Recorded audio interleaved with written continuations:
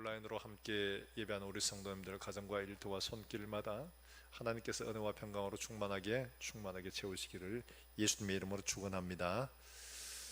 온라인으로 예배를 드리는 저도 한번 해보니까 집중이 잘 안 되는 부분은 물론 없지 않아 있습니다. 그러나 우리가 드리는 이것이 무엇인지를 이해하면 온전히 하나님 앞에 우리의 마음을 드릴 수가 있습니다. 우리는 각 처소에 있지만 다 이 시간 다 함께 하나님 앞에 앉아 있습니다.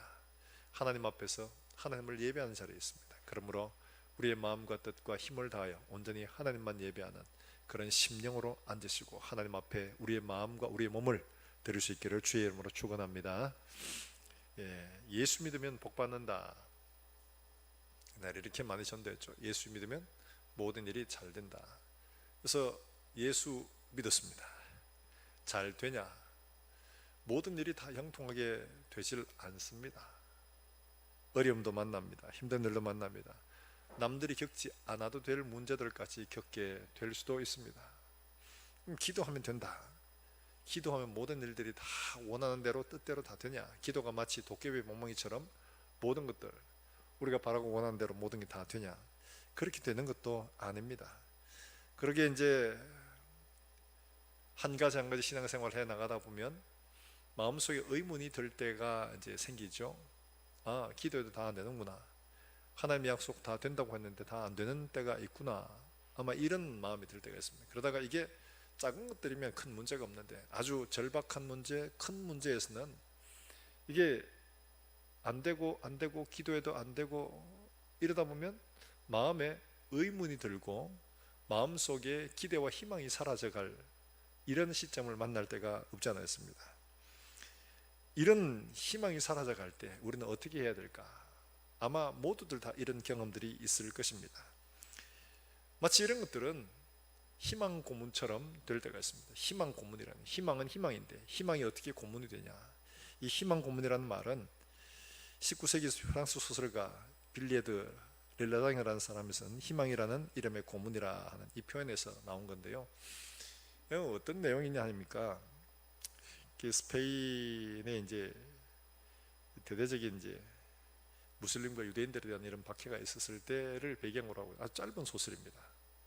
읽는데 한 시간 나걸립니다. 금방 읽습니다. 근데 그 내용이 보면 어떤 게 나오냐니까 유대인 그 랍비가 고리대금 혐의로 이제 갇히게 됩니다. 근데 이 종교재판소장이 그에게 무슨 얘기하냐? 너 이제 내일 되면 이제 이렇게 될 것이다. 사형이 집행될 것이다 하는 이야기를 합니다. 그러고는 이렇게 그에 대한 이런 이야기를 하는데 사실 절망적이잖아요. 내일이면 다 끝납니다. 다 죽습니다. 화형을 당할 것이고 이렇게 될 것이라는 이야기를 하는데, 근데 그가 돌아갔는데 세상에나 돌아가서 보니까 복도에 자기 방문이 열려 있는 겁니다. 뿐만 아니라 출구까지 문이 열려 있는 것을 발견합니다. 감옥문이. 그리고 어떤 마음이 들겠어요? 내일 죽을 건데 기회는 오늘밖에 없다. 이 기회를 놓치면 영영 끝이다. 어차피 죽을 거면 한번 기회를 잡자. 그리고 이 복도를 지나가다가 여러 가지 어려운 일들을 만납니다. 이제 간수죠. 보초들이 지나가고 그 숨고 위기를 만납니다. 많은 무사히 이제 끄트머리에 도착을 합니다. 그 이제 문을 보니까 열려 있는 거예요. 문을 잘못 닫은 거예요. 그 사람들이.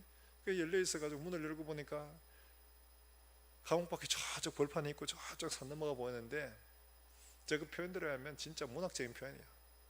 자유의 공기를 마시는 그 배가 터질 것 같은 이 마지막 기회다. 저기만 아무도 지금 없습니다. 이 문만 나가면 자유입니다. 저기까지 가면 된다는 이런 희망을 안고 막 설레는 그런 마음을 가지고 있는 그때에 자기 팔에 그림자가 하나 내려오시는 거예요. 이 뭐지? 이러고 보니까 어느 자기를 누군가 끌어안고 있는 겁니다.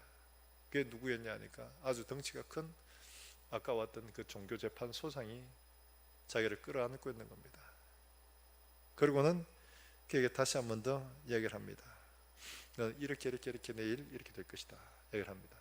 이거는 사실 종교재판소장이 만든 각본이었습니다. 마지막이 내일 죽어야 될 이 사람에게 희망이라는 이 가능성을 보여주고 그 희망이 결코 이루어질 수 없다는 사실들을 그에게 소위 말해서 체험하게 해주는 고문인 거죠. 일종의. 이 사람이 계속 한 1년 동안 배교를 하라고 그렇게 막 고문을 당하고 했는데 믿음을 지켰는데, 이 사람 마지막 그 순간에 그에게 절대적인 희망을 주지만 반면에 그것이 절대 이루어질 수 없는 것임을 이 사람으로 깨닫게 하고 절망하게 하고자 하는 바로 일종의 고문이었습니다. 그래서 희망이라는 이름의 고문. 이렇게 몇 년 전에 유기성 목사님에게 편지를 쓴 어떤 권사님의 이야기. 이분 20대에 성경 체험을 하고 교회에서 열심히 교사로 찬양대로 각종 직분으로 봉사를 많이 했습니다. 중보기도 팀으로 열심히 오랫동안 섬겨왔었습니다. 그렇게 섬겼는데 그 모든 일들이 다 자기가 기도했던 대로 원하던 방향으로 다 이루어졌냐? 안 되라는 거예요.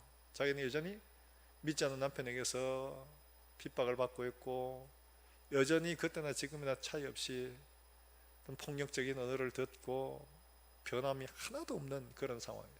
얼마나 기도했겠습니까?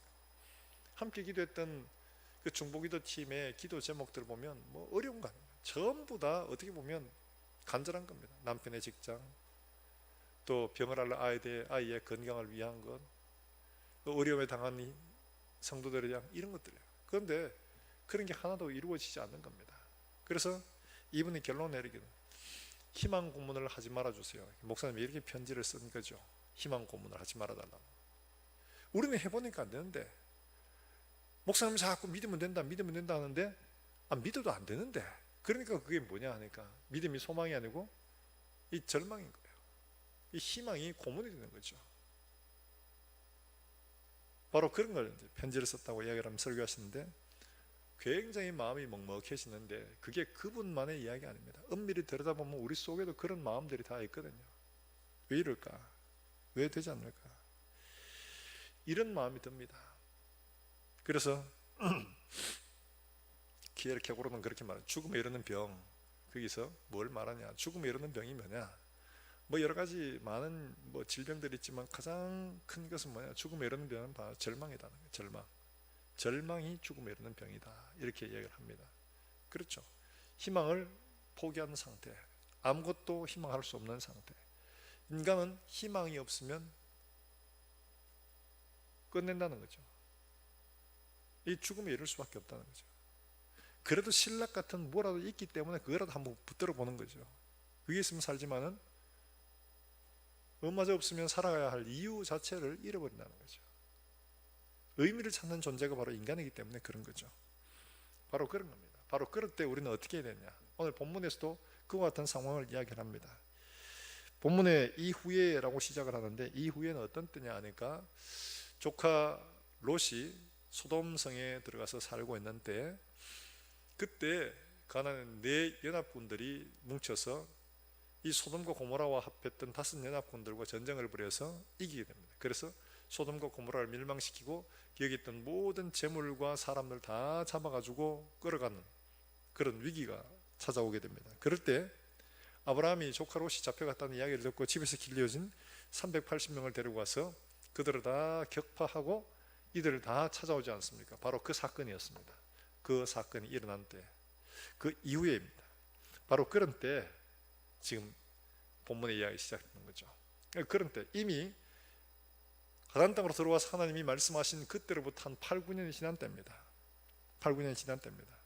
그때 하나님이 뭐라고 약속하셨느냐 하면, 내가 이 땅을 너와 내 자손에게 주리라 이렇게 말씀하셨는데, 그 너와 내 자손이라는 너는 되는데 내 자손은 하나도 없는 거예요. 이때까지만 해도 그 땅 한 평 없습니다. 자식 하나 없었습니다. 이미 8, 9년이 지났는데 내 나이는 이미 75세에서 90세, 80세를 넘어가는, 이 몸이 이미 처음 약속을 받을 때만 해도 그래도 그때 족보를 보면 아들 낳은 사람이 있어요. 근데 이후에 이제 이쯤 지나면 이건 더 이상 할 수가 없는 이런 상태가 됐습니다.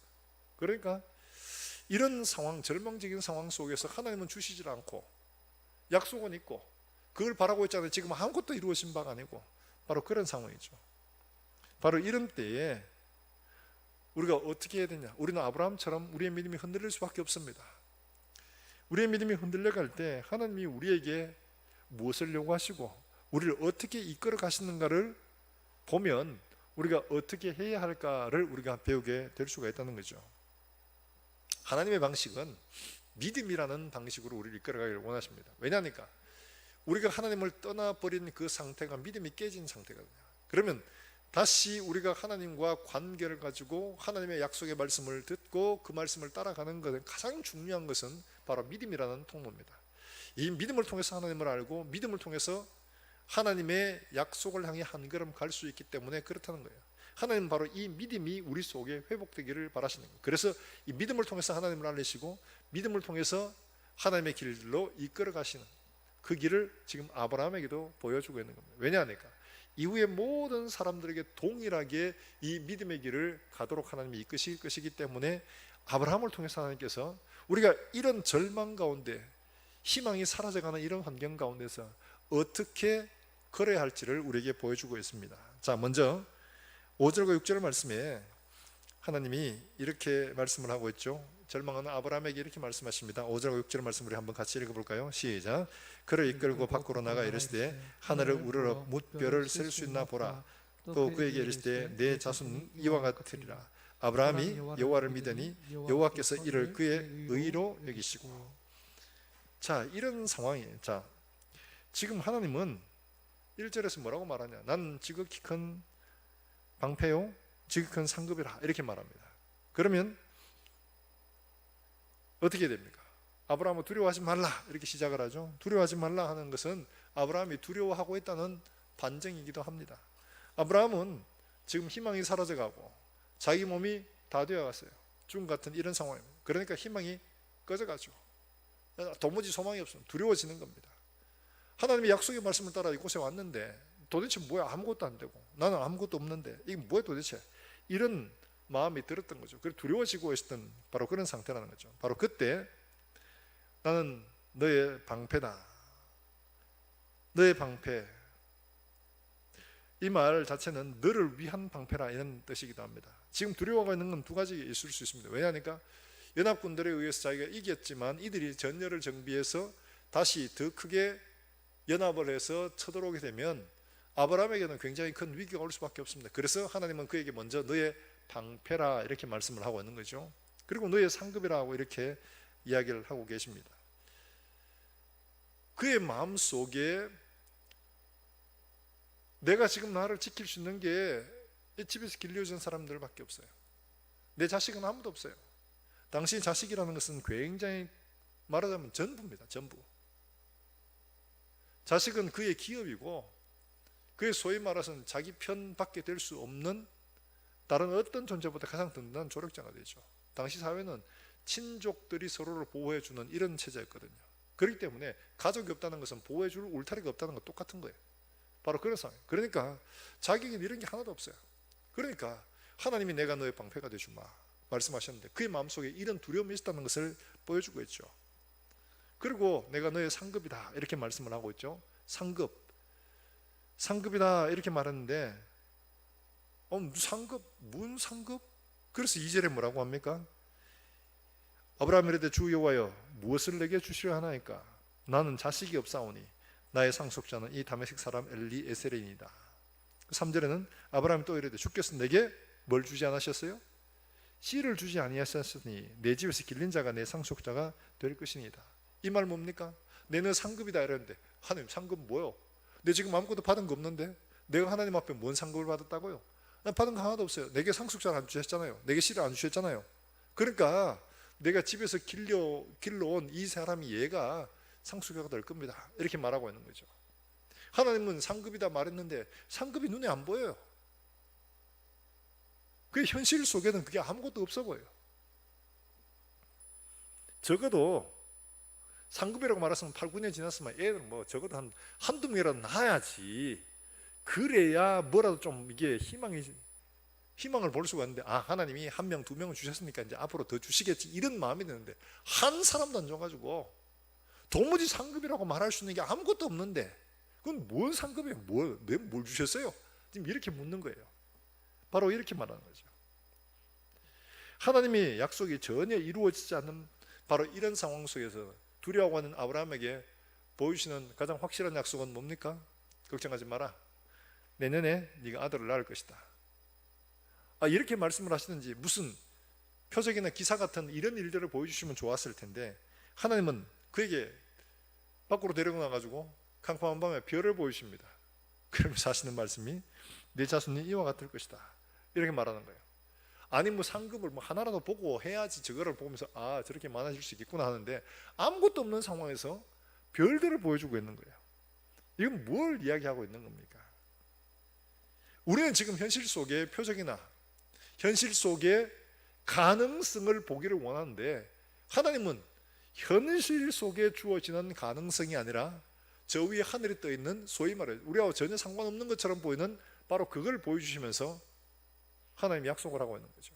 이건 뭘 말하느냐 하니까 바로 하나님께서 우리에게 믿음을 통해 하나님을 보라는 것, 이걸 우리에게 보여주고 있는 겁니다. 하나님의 약속, 하나님께서 그에게 약속하신 것들을 믿음을 통해 보라는 거죠.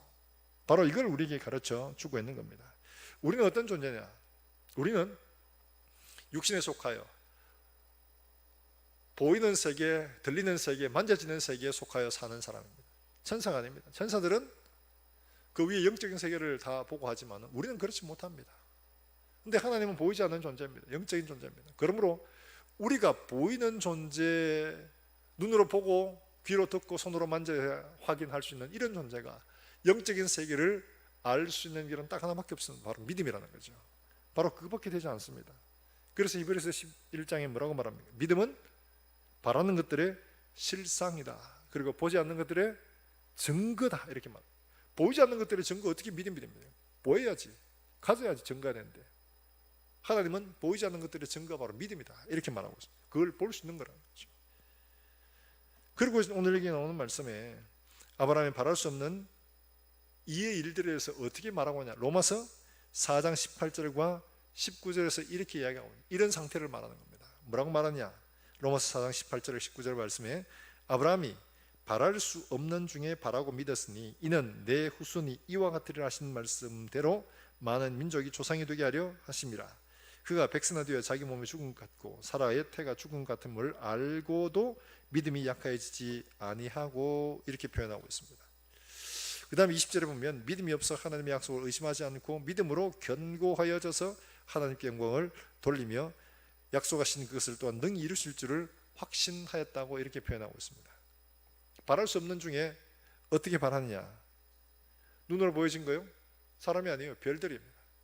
별들인데 그 별들을 보면서 하나님이 저와 같이 해 주실 것이라는 믿음으로 그걸 바라본 겁니다. 그 별들이 곧 누구냐? 하나님이 약속하신 자녀가 될 것이라는 것을 믿음의 눈으로 바라본 거죠. 바로 그렇게 하신 게 하나님의 믿음의 약속입니다. 달리 말하면 우리는 보이지 않는 것들을 볼 수 있는 것들은 바로 믿음이라는 눈밖에 없습니다. 그래서 히브리서 11장 3절에서도 믿음으로 모든 세계가 하나님의 말씀으로 지어진 줄 우리가 아나니 보이는 것은 나타난 것으로 말미암아 된 것이 아니다, 이렇게 말하고 있습니다. 그러니까 우리가 눈으로 보는 것들은 이게 보이는 것들에 의해서 만들어진 게 아니라는 거죠. 그러므로 이걸 보는 것들은 믿음이라는 방법밖에 없다는 것을 말하고 있는 거예요. 달리 말하면 하나님이 약속하신 것, 이걸 보는 것들은 믿음의 눈으로 바라보는 건데 하나님은 지금 이것을 실물을 통해서 보라는 거예요.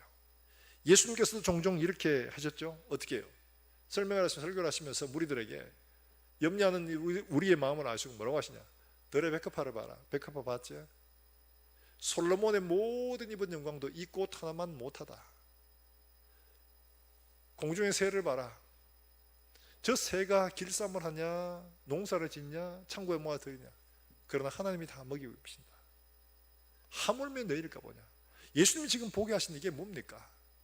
보이는 들판의 백합화와 공중의 새를 통해 뭘 보라는 거예요? 하나님의 보호와 공급을 믿음의 눈으로 바라보라는 거죠. 바로 그걸 말하는 겁니다. 우리는 보이는, 눈에 보이는 것들로만 아니라 여기에 절망할 수 있지만 하나님은 오히려 보이는 것들을 통해서 그 너머 하나님의 약속까지도 보게 하시는 믿음의 법으로 하나님의 약속을 바라보라는 것을 우리에게 말씀을 해주고 있는 겁니다. 사랑하는 여러분들, 우리가 하나님의 약속을 받았습니다. 이 약속을 바라볼 때 지금 현재 있는 문제들, 우리의 눈으로 보이는 것들로 보면 이거 불가능해 보입니다. 그런데 하나님의 약속을 바라보는 우리의 믿음들은 이걸 넘어서 볼 수 있는 또 다른 매개체가 있다는 거죠. 아브라함에게 하늘의 별을 통해 보게 하셨던 것처럼 공중의 새와 들판의 백합화를 통해서 하나님은 그 믿음의 세계로 하나님의 인도와 보호를 보게 하고 계신다는 거죠. 사랑하는 여러분들, 우리가 바라봐야 할 게 바로 이겁니다. 눈앞에 절망적인 상황, 희망이 사라져가는 이 상황에만 매몰되어 있는 게 아니라 우리가 하나님의 약속을 바라보고 또 다른 일을 통해서 하나님의 약속을 그 넘어 바라볼 수 있는 믿음으로 보라는 것을 지금 보여주고 있는 겁니다. 그건 우리의 선택입니다. 믿음은 선택이죠.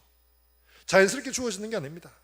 내가 무엇을 어떻게 바라보느냐에 따라 달라집니다. 그래서 어떤 누구에게는 밤하늘에 있는 건 똑같은 별이지만 아브라함에게는 그게 내 자손으로 보여지는 거죠. 뭘 통해서요? 하나님의 약속을 통해서, 믿음을 통해서 그걸 바라보니까 그들이 내 자녀로 보여지는 거예요. 밤마다 자기는 자기 자녀를 바라보는 겁니다. 그걸 보게 하시는 거예요, 하나님은. 히브리서 11장 13절에는 믿음의 사람을 쭉 열거하면서 그렇게 말합니다. 이 사람들은 다 믿음을 따라 죽었으며 약속을 받지 못하였을 때 그것을 멀리서 보고 환영했다, 이렇게 말합니다. 아직 이루어지지 않았습니다. 멀리서 보고 환영했다고 이렇게 표현합니다. 이 믿음의 사람이라는 거죠. 믿음의 사람. 지금 당장 이루어지지 않았지만 멀리서 보고 그것을 환영하며, 이게 바로 믿음의 사람이라는 거죠. 롯과 헤어지고 난 다음에 하나님은 아브라함에게 그렇게 말씀하십니다. 뭐라고 말씀하시냐? 여러분 창세기 13장 14절부터 17절까지 우리 한번 같이 볼까요? 하나님이 하시는 방법이 꼭 이와 똑같습니다.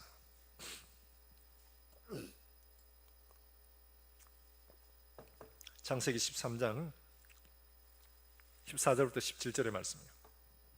14절 말씀부터 하나님이 아브라함에게 어떻게 말씀하시는가 한번 같이 보겠습니다. 14절입니다. 시작. 롯이 아브라함을 떠난 후에 여호와께서 아브라함에게 이르시되 너는 눈을 들어 너 있는 곳에서 북쪽과 남쪽과 그리고 동쪽과 서쪽을 바라보라. 보이는 땅을 내가 너와 네 자손에게 주리니 영원히 이르리라. 보라, 내가 네 자손이 땅에 티끌 같게 하리니 사람의 땅이 티끌을 능히 셀 수 있을진데 네 자손도 세리라. 너는 일어나 그 땅을 종과 횡으로 두루 다녀보라. 그것을 내게 주리라. 아멘.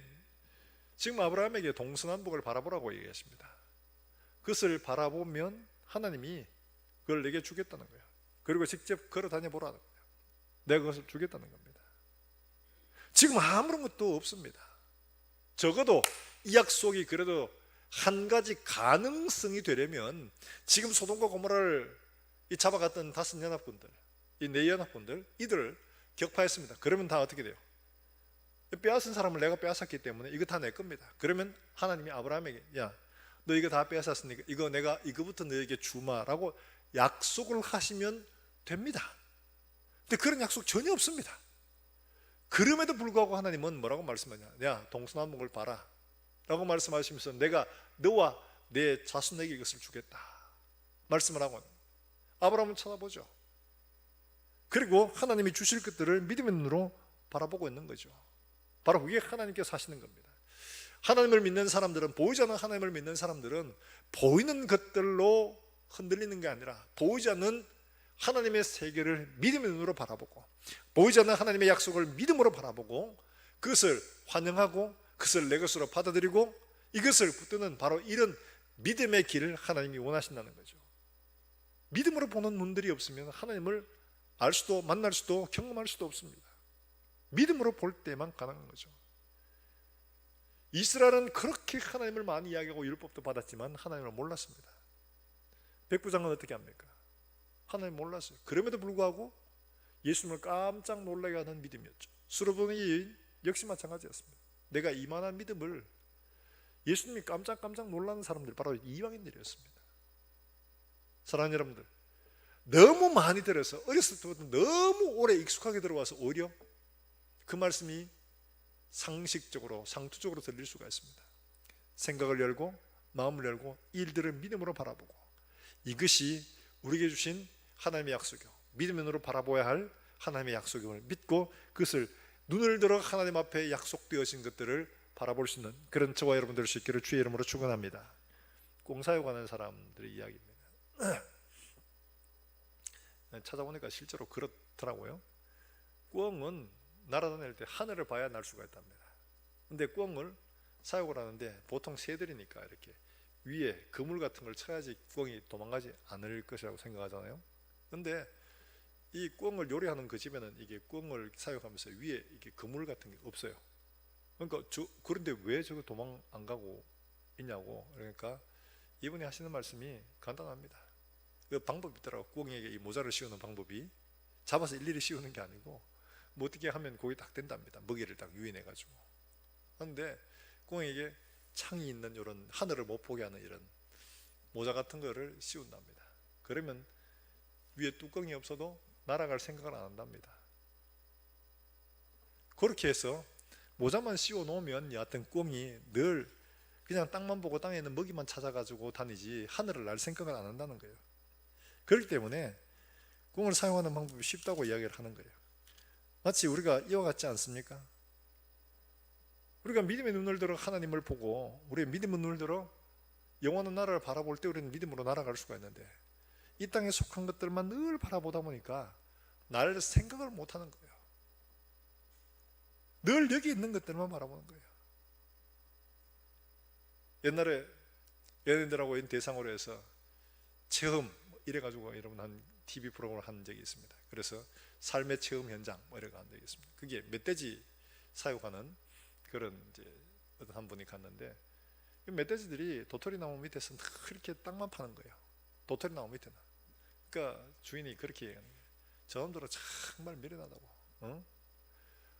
고개를 들어서 위를 보면 도토리가 그 도토리 나무 위에 얼마나 많은데 그냥 그 육중한 몸으로 좀 부딪히기만 한두 번만 부딪혀도 그냥 우수수 다 떨어지는데 얘들은 도토리가 땅에 있으니까 도토리가 땅에서 나온 줄 알고 땅만 판다는 거예요. 미련하게. 그럼 부딪히면 위를 바라보면 이게 되는데 그걸 안 보고 땅에서 올라온 줄 알고 땅만 파재키니까 나무가 죽어버리죠. 먹을 수 없는 거예요. 그렇다는 거죠. 여러분 우리가 마치 그래요. 모든 좋은 것들은 빛들의 아버지께로 온다고 말씀하고 있습니다. 위에 계신 그분에게 옵니다. 눈을 들어 위를 봐야 되는데 믿음의 눈을 들어 위를 보기보다가 우리가 이 땅에서 솟아나는 줄 알고 이 땅만 계속 판다는 거죠. 이 땅만. 리차드 바크가 쓴 갈매기의 꿈이란 우리 학생들에게는 필독서처럼 이렇게 되어 있더라고요. 그 조나단이라는 갈매기가 있습니다. 이 갈매기가 이 보니까 친구들이나 보니까 늘 바닷가에서 먹이다 잡고 그냥 한가로이 놀다가 배고프면 또 먹이다 잡고 이게 자기들의 일이었어요. 자기 주변의 바닷가를 벗어나지를 못하는 거예요. 그래서 왜 우리는 날개가 있고 높이 날을 수 있는데 왜 여기만 이렇게 매여 사는가? 좀 더 멀리 한번 가보자. 그러면서 친구들에게 설득을 했습니다. 야, 좀 더 멀리 한번 가보자. 멀리 어디까지 세상이 얼마나 넓은지 우리가 한번 보자. 그러니까 친구들이 그를 비웃습니다. 그리고는 그를 네 같은 이상한 놈이라고 추방시켜버립니다. 그래서 이 존나단이라는 갈매기가 자기 혼자 어떻게 하냐? 높이 나르죠. 그리고 멀리 봅니다. 그리고 그 책에 나온 유명한 대사가 있죠. 가장 높이 나는 갈매기가 가장 멀리 본다. 이 책에서 나오는 헬라어로 인간 안드로포스라고 이렇게 말합니다. 이 말의 의미 가운데는 위를 바라보며 사는 존재라는 이런 의미도 있다고 해요. 위를 바라보며 사는 존재. 우리는 하나님이 만드실 때부터 그의 영을 불어넣어서 하나님과 교통하며 살도록 만든 존재입니다. 그러니까 우리는 태생적으로 믿음으로 하나님과 교통하며 살도록 만들어진 그런 존재라는 거죠. 그런데 다른 동물들처럼 하나님의 영이 없는 육에 속한 이 땅에 속한 것들로만 살아가는 이런 존재가 되어버린 거예요. 바로 죄 때문에 위를 잃어버린 거예요. 사랑하는 여러분들, 다시 우리가 성령으로 하나님의 백성 되어졌으면 이제는 하나님의 성령으로 말미암아 우리가 하나님과 교통하며 위를 바라보는 믿음으로 살아가는 믿음의 눈으로 현실을 넘어볼 수 있는 이런 우리 모든 성도들이 될 수 있기를 주의 이름으로 축원합니다. 보여지는 앞에 환경들은 전부 다 안 되는 것, 불가능한 것처럼 이런 것들밖에 보이지 않습니다. 그러나 하나님은 그 넘어서 바라보는 이런 눈들을 우리에게 가지기를 원하십니다. 바로 믿음을 통해서요. 하나님은 바로 이렇게 우리를 만들어 가시기를 원하십니다. 처음에는 힘들고 어렵습니다. 잘 안 되어지기도 합니다. 그러나 한 번, 두 번 연습하고 또 하고 그런 것들이 어느새 더 멀리 더 높이 볼 수 있는 갈매기로 만들어가는 것처럼 우리가 그렇게 정말 하나님이 칭찬하실 만한 믿음의 사람으로 훈련되어서 가는 거죠. 사랑하는 여러분들, 두려움이 있고 불가능해 보이는 것들이 우리 앞에 있을 때 우리가 눈을 들어 하나님의 약속을 통해 멀리 바라보고 문제를 넘어서 볼 수 있는 이런 눈들이 열려지기를 다시 한번 더 주의 이름으로 축원합니다. 뿐만 아니라 하나님께서 그의 약속하신 언약이라는 말을 처음으로 사용하시는 본문이 나오게 됩니다. 오늘 여기 나오는 말씀에 보면 18절에 그렇게 말씀을 하고 있습니다. 그날에 여호와께서 아브라함과 더불어 언약을 세워 이르시되, 이렇게 아브라함에게 약속하신 그 언약이라는 말을 처음 사용하는 게 바로 이 본문의 말씀입니다. 자, 언약을 세워서 이렇게 하겠다 이렇게 말씀합니다. 언약이라는 말 자체가 자르다 하는 이런 말인데, 말 그대로 오늘 하나님이 언약식을 하는 것을 보여주는데 어떻게 하냐, 나를 위하여 3년 된 암염소, 순양, 그리고 집비둘기, 그 다음 산비둘기 새끼를 어떻게 하냐, 내 앞에 준비해라. 그 짐승의 반을 쪼개가 서로 마주대하고 이렇게 두라 합니다. 이건 뭐냐 하니까 당시의 소위 계약 관행입니다. 이거 어떻게 하냐 하니까 어떤 물건을 거래하거나 약속을 할 때 계약 당사자 두 사람이 신 앞에서 짐승들을 쪼개놓고 그 사이로 둘이 지나갑니다. 신 앞에서. 그러면서 약속을 합니다. 만약 우리 가운데 약속을 지키지 않으면 이 짐승처럼 쪼개어 저도 좋다 하는 이 약속을 하는, 이 맹세를 하는 겁니다. 그러면 이 사람은 약속을 안 지키면 누가 와서 이 약속을 안 지킨 사람 죽여도 살인죄가 허용이 안 됩니다. 약속을 안 지켰기 때문에, 신 앞에 맹세했기 때문에. 바로 그런, 자, 이걸 쪼개놓고 기다리고 있었죠. 근데 시간이 오래 지났습니다. 저녁 때쯤 되니까 깊은 이제 잠이 오죠. 피곤하죠. 온통 이제 피바다가 됐습니다. 네, 그런데 아브라함이 잠이 들었었는데 그 길을 이제 소위 말해서 저녁 때쯤 되니까 그 쪼갠 고기들 사이로 화로, 연기 나는 화로죠. 화로와 타는 횃불, 그 사이로 지납니다. 이거는 하나님을 대변하는 소위 상징물이죠. 하나님이 그 사이로 지나갑니다. 그러면 당연히 누구도 지나가야 되냐? 아브라함도 지나가야 됩니다. 근데 아브라함은 지나가지 않습니다. 지나가라고 얘기도 안 합니다. 그냥 하나님만 홀로 지나가십니다. 이걸 보여주고 있는 거예요. 달리 말하면 하나님이 그에게 약속을 주고 계시는데 이 약속을 어기면 이와 같을 것이다, 너도 해, 이렇게 아니고 하나님이 일방적으로 약속을 합니다. 이걸 피해 맹세, 죽음의 맹세로 보여주고 있는 거죠. 달리 말하면 지금 이걸 뭘 의미하느냐 하니까 하나님께서 하나님의 언약을 신실하게 믿어라, 내가 너에게 이렇게 한다, 약속한다, 이걸 말씀하고 있는 거죠. 하나님의 언약의 신실성, 이걸 보여주고 있는 겁니다. 자, 여러분, 우리 결혼하지 않은 강도사님 아직 잘 모르고 결혼한 분들은 아시겠지만, 결혼할 때 뭐 손에 끼는, 손가락에 끼는 반지에 우리 여자분들 같은 경우 꼭 들어갔으면 이래 싶은 게 있죠. 다이아몬드. 그렇죠? 근데 결혼식 하는데 만약에 남자가 당신 사랑해요 이러면서 시장에 가서 플라스틱 반지를 사온다면 어떻게 하겠습니까? 지금 나를 우째보노 지금 이러면서 그만 됐다 가라 이러면 쫓아내 볼 겁니다. 왜냐니까 결혼식을 하는데 내게 플라스틱 반지를 사온다? 그러면 당신이 나를 어떻게 생각하는 거야? 나를 그렇게 하찮게 생각하나? 이렇게 생각하겠죠? 그러니까 언약을 맺을 때에 무엇을 준비하는가는 그 사람을 어떻게 여기는가 하는 것이고, 또 어떤 물건을 준비했을 때 그것은 꼭 뭘 의미하느냐니까 그것을 내가 약속을 얼마나 소중히 여긴다는 것을 보여주는 게 바로 언약에 대한 예물입니다. 그렇죠? 내가 당신을 이와 같이, 정말 내가 이와 같이 생각한다. 다이아몬드죠. 왜 다이아몬드냐? 다이아몬드는 영원히, 다이아몬드 사실 영원하지 않습니다. 다이아몬드도 탄소로 이루어졌기 때문에 불탑니다. 이거 불태우면 다 사라집니다. 진짜입니다. 영원하지 않습니다. 그런데 인간들은 다이아몬드 같이 강하고 빛나는 게 아직 우리 인간 사회는 보이지 않으니까 이게 영원하리라고 생각을 하고 그걸 하는 겁니다. 내 사랑이 영원하게, 내 약속이 영원하다, 내가 당신을 이처럼 가장 귀하게 여긴다, 바로 그런 의미죠. 그처럼 하나님께서 지금 이 약속을 하시면서 뭘 걸고 있느냐 하니까 자신의 생명을 걸고 있습니다. 그거는 아브라함에 대한 존중이요, 하나님의 약속이 얼마나 신실한가를 보여주는 바로 그 장면입니다. 바로 그걸 우리에게 말씀을 하고 있습니다. 하나님은 종종 맹세하실 때에 누구를 걸고 맹세하시냐? 자기보다 더 큰 이가 없어서 자기를 걸고 맹세를 하신다고 하십니다. 맹세라는 건 맹세를 보장할 수 있는 누군가 있어야 되잖아요. 그래서 담보물이 있어야 됩니다. 자기보다 더 큰 존재가 없기 때문에 자기 이름을 걸고 맹세를 하시는 거예요. 하나님은 자기의 생명을 걸고 지금 맹세를 하시는 거예요. 내가 반드시 내가 이걸 지키마. 아브라함에게 이걸 지금 보여주고 있는 겁니다. 너 지금 보이는 것은 절망스럽고 희망이 없어져 보이지만, 그러나 기억해라. 나는 네게 맹세한 것들을 반드시 지킨다. 내 생명을 건다. 이렇게 말씀을 하고 있는 거죠.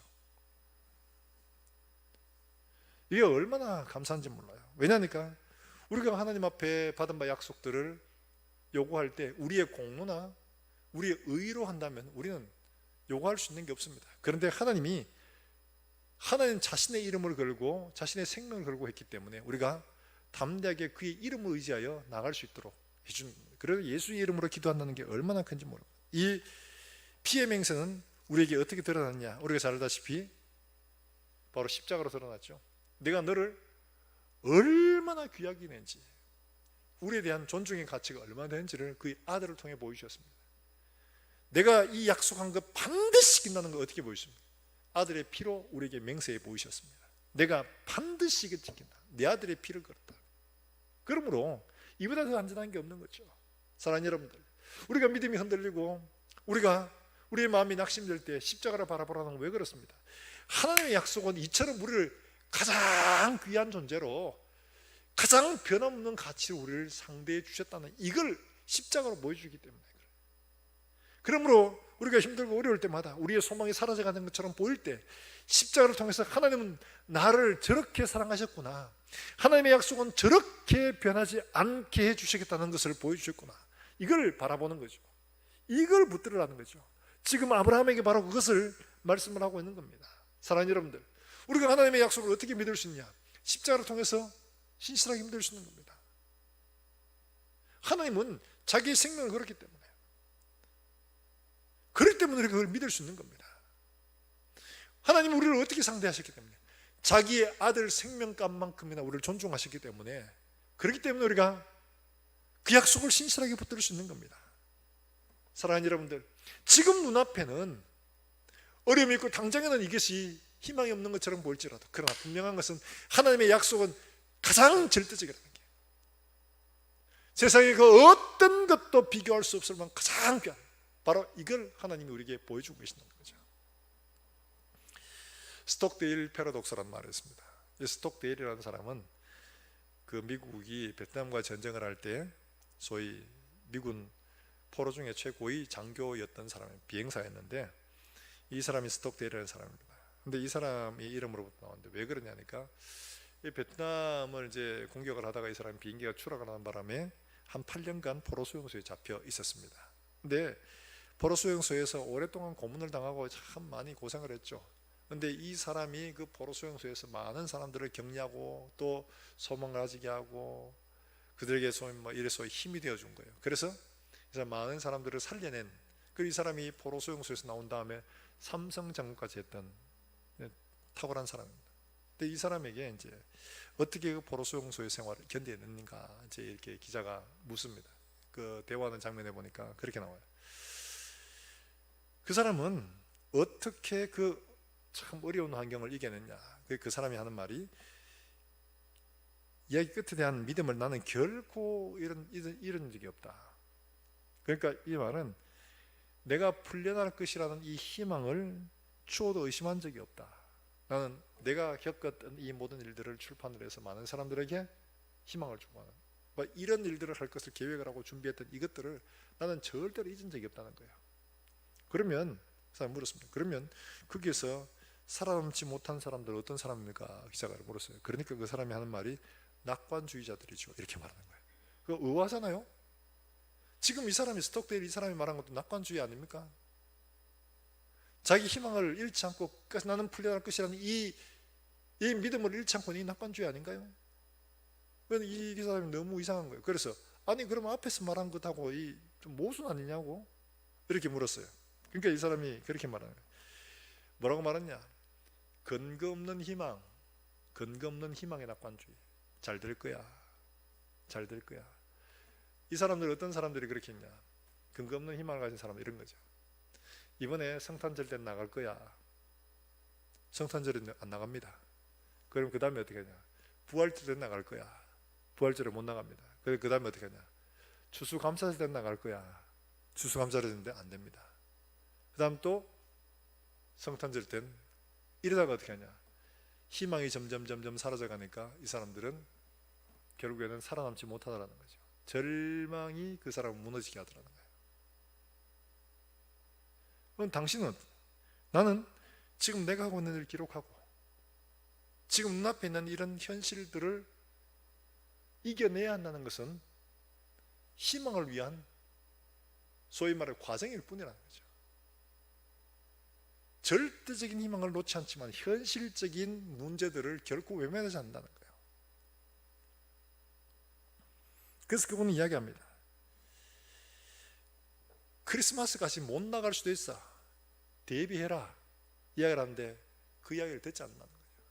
달리 말하면 우리 앞에 어떤 믿음을 가지고 살아갈 때 우리의 믿음이 원하지 않는 결과를 얻어올 수 있다는 거죠. 그러나 그걸 대비해라. 그러나 잃지 마라. 왜냐하니까 하나님의 약속은 최후 승리를 보장하고 있다. 이걸 말하는 겁니다. 이런 문제를 만날 수도 있고 이런 문제를 만날 수도 있어. 그러나 하나님은 결코 이런 문제에서 넘어지지 않게 우리를 마침내 승리하게 하실 것이라는 이 약속을 누구를 걸고 약속했냐? 하나님의 아들을 걸고 약속했다. 바로 그걸 믿으라는 거죠. 근거 없는 막연한 희망이 아니라 분명한 약속을 붙들고 어려움을 만나지만 이 어려움들을 넉넉히 이겨낼 수 있는 이 힘을 이걸 붙들고 기도하라는 거죠. 이걸 붙들고 이겨내라는 거죠. 바로 그걸 우리에게 말하고 사도 바울 역시 마찬가지로 그러지 않습니까? 얼마나 많은 고생했습니다. 그만큼 헌신하고 그만큼 하나님이 쓰신다면은 그 앞에는 모든 문제들이 자동적으로 그냥 막 자동문처럼 확 열려야 되는데 그렇잖아요. 죽을 고비를 수도 없이 넘기고 얼마나 많은 고생합니다. 그러나 그때마다 바울이 하는 것은 우리가 이런 환난 가운데 고난 가운데 된 것은 고난받는 너희를 위한 하나님의 위로를 우리가 받고 너희를 위로하기 위해서 그렇다. 분명한 겁니다. 목적이. 그러니까 그럼에도 불구하고 사도 바울은 어떻게 합니까? 하나님이 마침내 이기게 하실 것이라는 이 소망을 놓지 않는 거예요. 분명히 가지고 있는 겁니다.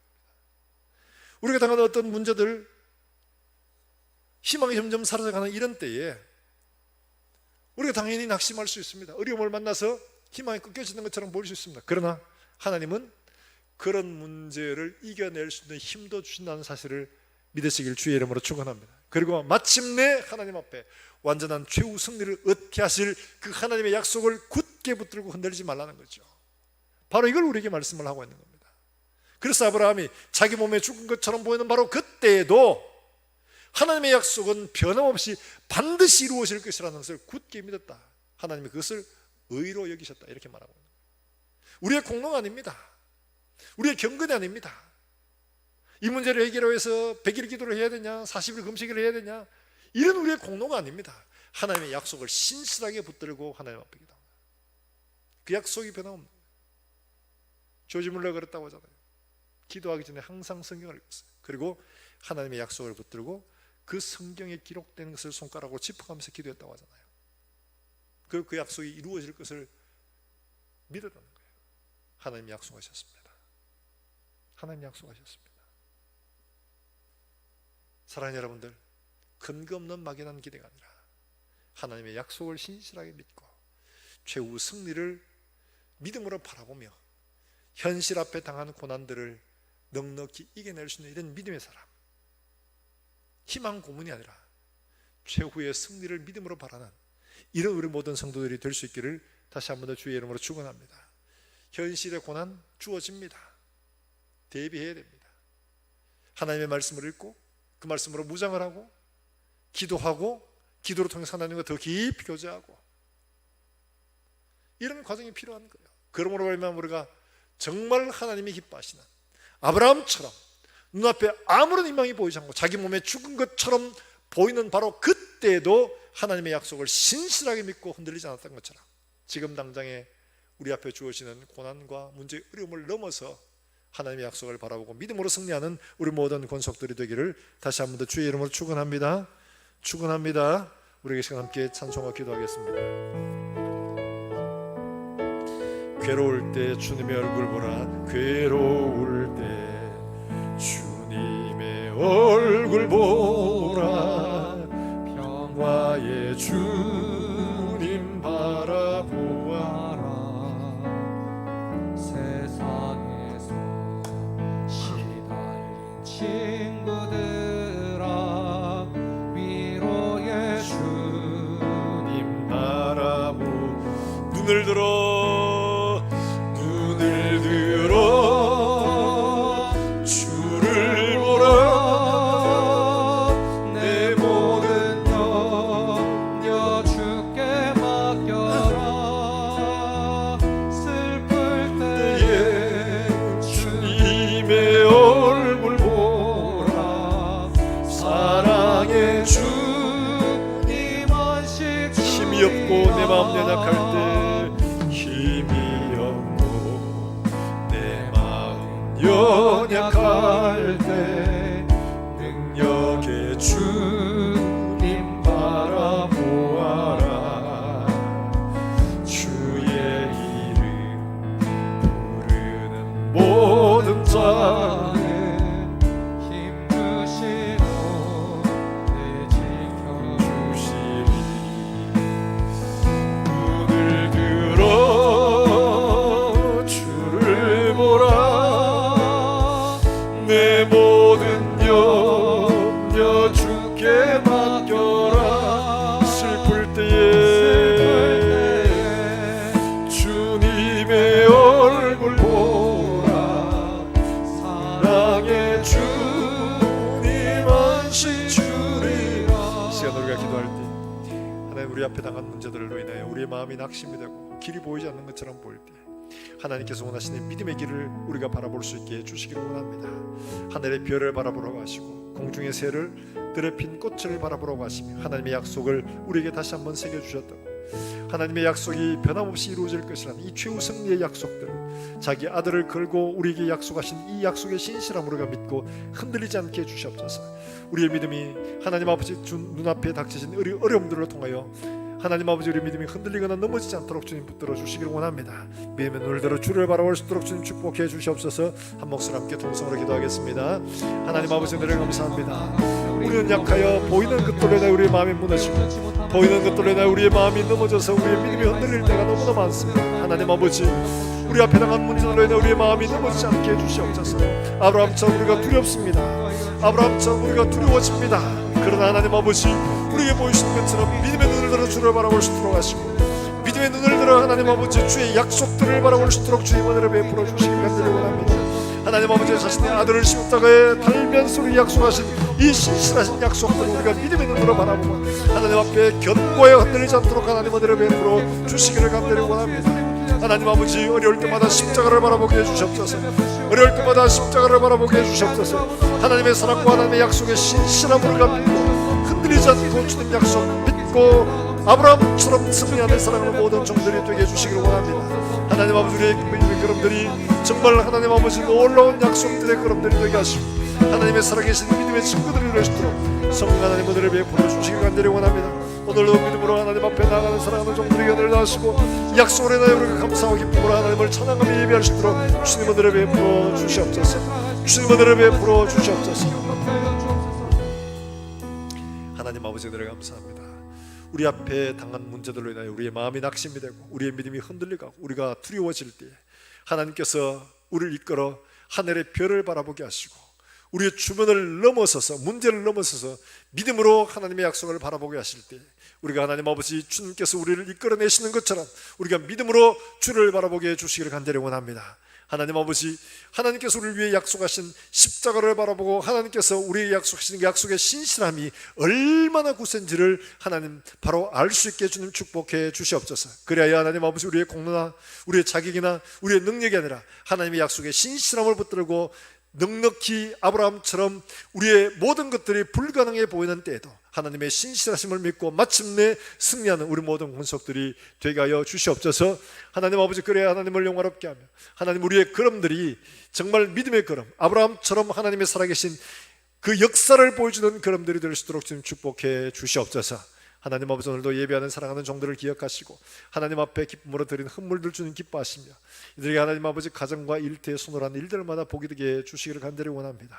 많은 사람들에게 나누어주고 베풀어주는 선한 손길 되게 주님 이들을 축복해 주시고 이들의 건강, 이들의 가정 문제, 하나님 아버지 모든 사회적 관계 문제들이 하나님 앞에 믿음으로 구하고 하나님 앞에 담대히 한 걸음 한 걸음 나아갈 때 우리 앞에 홍해가 갈라지듯 갈라지게 하시고 여리고가 무너지듯 무너질 수 있도록 주님 은혜를 베풀어 주시기를 원합니다. 하나님 아버지, 이 땅에서 하나님 아버지 주 예수의 복음을 전하는 자들과 멀리서 하나님 아버지 주 예수의 복음을 전하는 사랑하는 종들을 기억하시고 그들의 가정과 사역을 통해서 오늘도 죽은 영혼 살아나고 병든 영혼 일어나고 연약한 영혼 소망 없는 영혼들이 하나님 앞에 소망을 가지는 놀라운 역사가 일어날 수 있도록 주님 축복해 주시옵소서. 주님 오실 그날까지 우리 교회가 이 일들을 함께하며 하나님 그리스도의 사역에 동참하는 우리 모든 성도들이 될 수 있도록 주님 은혜를 베풀어 주시옵소서. 또 한 주간을 살아갑니다. 살아가는 종들의 걸음걸음마다 하나님 함께 하시며 이 어려운 상황 속에서도 우리의 믿음이 결코 흔들리지 않게 하시고 그리스도 예수의 빛을 드러내는 일들에 우리의 손을 거두지 않게 하시고 모든 가는 걸음들마다 그리스도 예수의 편지로, 그리스도 예수의 빛으로, 그리스도 예수의 향기로 살아낼 수 있도록 주님 축복하시며 사랑하는 종들을 통하여 하나님의 살아계심을 땅끝까지 증거할 수 있도록 주님 은혜를 베풀어 주시옵소서. 감사드렸고 예수님의 이름으로 기도하옵나이다. 아멘.